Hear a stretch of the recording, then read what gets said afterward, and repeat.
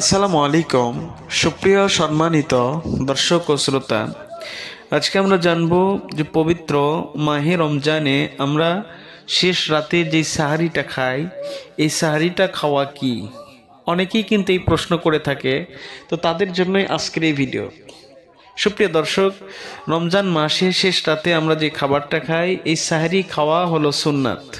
রাসূলুল্লাহ সাল্লাল্লাহু আলাইহি সাল্লামের সুন্নাত এই সাহারি খাওয়া।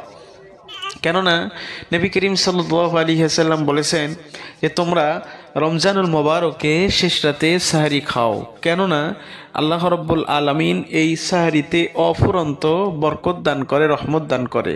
তাই তোমরা সাহারি খাও। তাই এই সাহারি খাওয়া সুন্নাত। এই সাহারি অবশ্যই আমরা খাবো এবং খেয়ে রোজা রাখবো, রোজার নিয়ত করব ইনশাআল্লাহ। তো সুপ্রিয় দর্শক, ভিডিওটি ছিল এ পর্যন্তই। ভিডিওটি যদি ভালো লাগে অবশ্যই লাইক, কমেন্ট, শেয়ার করবেন।